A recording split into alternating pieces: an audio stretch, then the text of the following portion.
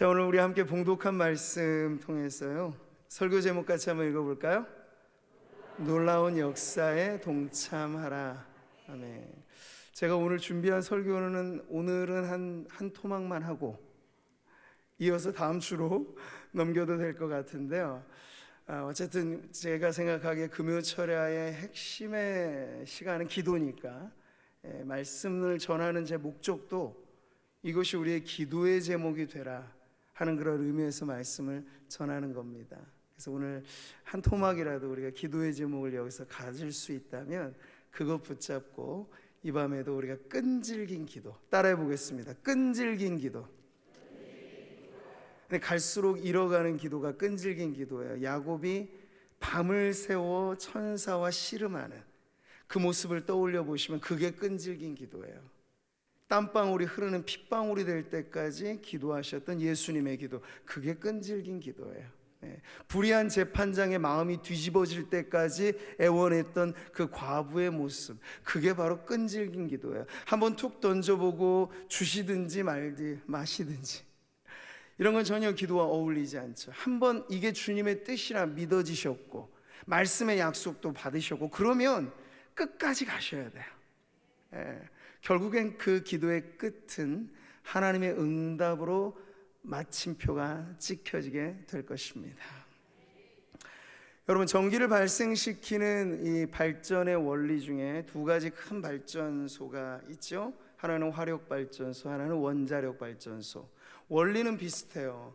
터빈을 돌려서 전기를 만드는 건데 이 터빈을 돌리는 힘의 에너지원을 어디서 삼느냐. 화력발전소는 기존의 석탄, 석유, 가스 이런 것들을 화석 원료를 에너지 근원으로 삼아서 열을 발생시킨다면 핵발전소는 다르죠. 우라늄, 이 원자력의 원리는 핵분열을 시키는 거예요. 그래서 엄청난 에너지로 열을 발생시켜서 전기를 만들어내는 그런 방식. 이게 여러분 물리의 세계에 작용하는 힘의 원리입니다. 뭔가를 움직이고 전기라고 하는 걸 만들어내는 힘의 작용이 있는 곳에 변화가 있죠. 자, 그렇다면 물리의 세계에만 이런 변화가 있을까요? 영적인 세계에도 변화는 있습니다. 지긋지긋하게 안 변할 것 같은 사람이 어느 순간 변해요. 180도 뒤집어지듯 바뀌어요. 사울이 바울 되듯 바뀌어요.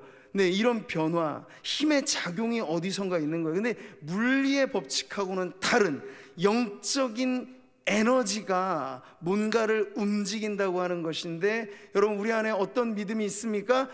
기도는 영적인 세계의 변화를 일으키는 힘의 원동력이다 하는 그런 믿음. 오늘 이 밤에도 여러분 그 믿음 가지시고 끈질긴 기도에 도전하시기를 바랍니다. 말씀의 약속을 한번 보시면요, 무엇이든지 너희가 땅에서 매면 하늘에서도 매일 것이요 무엇이든지 땅에서 풀면 하늘에서도 풀리리라. 아멘. 역사하는 힘이 있어요. 무엇이? 두세 사람이라도 내 이름으로 모인 그곳에 마음을 합하여 기도하는 그 자리에 땅만 바뀐다고 안 해요. 땅에서 매인 게 하늘에서도 매인데요. 땅에서 풀린 게 하늘에서도 풀린대요.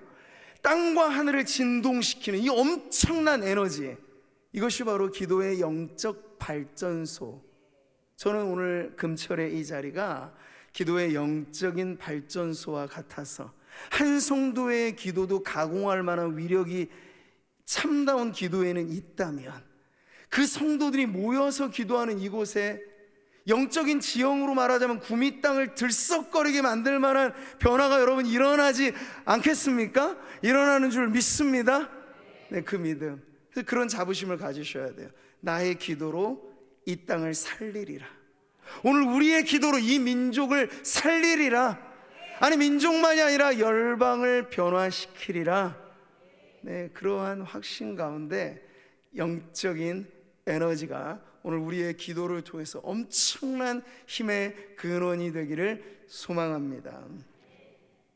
우리가 어린이 주일에 자주 부르는 찬송이 있어요.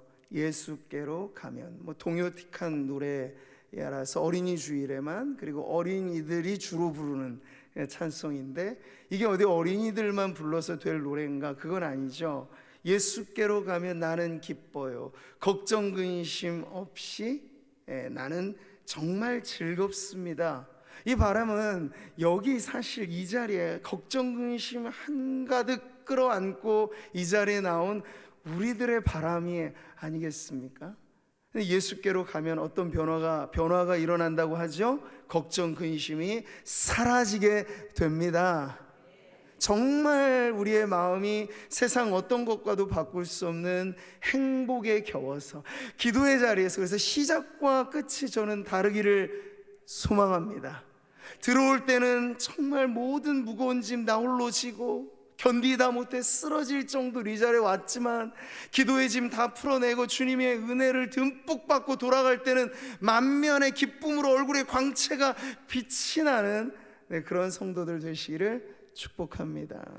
오늘 말씀해 보니까 그 주인공이 나와요. 예수께로 가서 인생 그야말로 대박난 주인공이 여기 나오죠. 그 사람은 한 중풍병자라 그렇게 불려지는 사람이었습니다. 자, 우리가 지난주에 누가복음 상반부를 보았을 때 거기는 나병 환자가 나왔습니다. 근데 여기 등장하는 이 중풍병자도 나병 환자 못지않게 정말 괴로운 인생길을 걸어온 사람이었어요.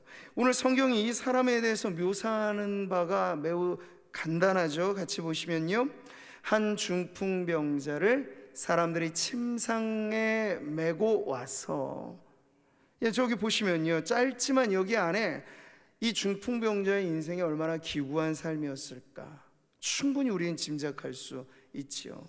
한 사람의 인생이 움쩍거릴 수 없게, 그러니까 침상에 누운 것도 여러분 하루 이틀이죠. 정말 중환자실에 병동에 가서 어쩔 수 없이 기구에 의지해서 누워 계시는 환자들을 보면 얼마나 그 모습이 딱하고 힘들까, 그런 마음이 드는데 이 사람은 평생을 그렇게 살아온 것 같아요. 제가 4월 장애인 주간에 우리 이화숙 권사님이 저 형곡동에서 섬기시는 뇌병변 주간 보호센터 거기에 방문을 했었는데요. 거기 보니까 지금 우리 교회 학교에 사지백체 멀쩡한 자녀들 그 건강한 모습 자체가 얼마나 큰 축복이다 하는 걸 상대적으로는 알게 되었고, 그 어릴 적부터 사실은 뇌병변 질환으로 인해서 사지가 마비가 되거나 뒤틀리거나 그래서 뇌성 마비로 이렇게 살아가게 되는 그 젊은이도 있고, 거기에 보면 어린 아이들도 있어요. 근데 그 모습을 보는 것과 같이 오늘 침상에 누운 채로 평생을 살아왔던 이 중증 장애인의 등장은 이를 통해서 과연 하나님께서 어떤 일을 행하실까를 보게 되는 아주 중요한 등장이라 할 수 있겠죠. 지금까지 그의 삶과 예수님을 만나고 나서의 그의 삶이 어떻게 변화되어지는가, 그 중요한 가름판에 바로 17절의 복음의 말씀이 나옵니다. 17절 같이 한번 보시죠. 병을 고치는 주의 능력이 예수와 함께 하더라. 아멘. 바로 이겁니다, 여러분. 한 인생에 닫혀진 문을 여는 열쇠가 바로 여기에 있습니다. 온갖 질병은 우리 인간의 문제라면, 마음도 괴롭고 몸도 힘들고 몸과 마음에 병든 자, 이것이 우리의 모습이라면 그 질병을 고치는 이는 바로 하나님이신 줄 믿습니다. 인간의 문제와 그 문제를 해결해 주시는 하나님, 그 엄청난 상호 간의 만남이 바로 복음이 역사하는 현장이 되는 것이죠. 자, 오늘 말씀은 하나님의 치유 능력이 누구와 함께 있다고 가르쳐주고 있습니까? 이 땅에 구원자로 오셔서 우리의 구원을 위하여 가르치고 전파하고 그리고 고치시는 사역을 감당하셨던 예수님과 함께 하나님의 병고침의 능력이 있으셨다고 말해요. 자, 그러면 오늘 이제 제가 이 부분만까지 나누고 기도를 하면 되겠습니다. 보면 예수님과 함께 있었던 것이 뭐라고요? 병을 고치는 능력. 자, 우리 자신에게는 여러분 그 능력이 있습니까? 없어요. 그러니까 용하다는 신유의 은사를 가지는 경우들도 그게 만병통치가 되는 경우는 어디에도 없어요. 저는 더 신뢰할 만한 건 어떤 은사적인 차원의 능력보다도 믿음의 기도가 더 중요하다고 보거든요. 네. 그런데 사람에게는 있다가도 없을 수 있어요. 없다가도 나타나게 돼. 그러니까 늘 일정하거나 늘 이 사람한테만 가면 모든 병이 다 고쳐져. 사람에겐 그런 일이 없다고요. 용하다는 무슨 화탄이 뭐 허준이니 아무리 명의 대단한 사람이 있어도 죽을 사람 다 못 살려요. 모든 병을 다 못 고쳐요. 그런데 예수님은 다르죠. 예수님이 나타내시는 치유의 능력은 의학 교과서를 통해서 배우고 익힌 그런 기술의 문제가 아니라 능력의 문제였어요. 네, 능력의 문제. 병을 고치는 능력이 예수님과 함께 하시니 우리는 어디로만 가면 돼요? 예수께로 가면 되는 겁니다. 네, 예수께로 가면 기뻐할 이유가 있는 것이죠. 오늘도 몸과 마음이 병으로 지치고 고나고 힘든 여러분들이 누구에게 찾아오기 위하여 이 자리에 왔습니까? 인간 목사 제 얼굴 보고 제 소리 듣고 가는 데는 얼마나 큰 위로가 되겠습니까? 그보다 더 중요한 건 이 말이 아니고 제가 전하는 복음, 예수의 복음, 그 병을 고치는 능력이 예수께 있으셨다는 이 복음에 여러분의 마음이 확 열려져서 아, 그거구나. 내 평생이 이렇게 중풍병자처럼 누워서 내 힘 가지고, 그 사람의 증상이라고 하는 건 뭐냐면 느낌이 있어요. 자각도 있어요. 생각도 있어요. 근데 내가 원하는 대로 안 움직여요. 내 몸이 지금 건강한 상태, 제가 돌리라고 하면 이렇게 거의 동시에 돌아가잖아요. 이게 안 되는 거예요. 근데 우리의 인생이 이렇게 생각한 대로 안 움직이는 문제, 이것도 우리의 인생의 병이 아니고 무엇이겠습니까? 나 착하게 살아야지, 결심을 백날 해도 말하는 게 악하고 행동하는 게 악해요. 그게 우리가 죄인이란 증거인데, 가장 불치의 병은 죄로 인하여 앓는 우리의 영혼의 병이라면 이 병도 고침받을 길이 있습니다. 누구에게 가면? 예수께로 가면. 할렐루야. 오늘 인생 역전의 중요한 만남의 자리, 병을 고치시는 그 능력의 구원자 예수 그리스도 앞에 믿음으로 나아가시어서, 믿음의 기도로 부르짖으셔서 우리의 몸과 마음, 그리고 이 자리에 오늘 사실 이 숨은 주인공들을 우리가 다음에 볼 텐데요, 이 병든 사람이 혼자 못 왔잖아요. 누가 들어줘서 왔잖아. 이게 중보기도의 능력입니다.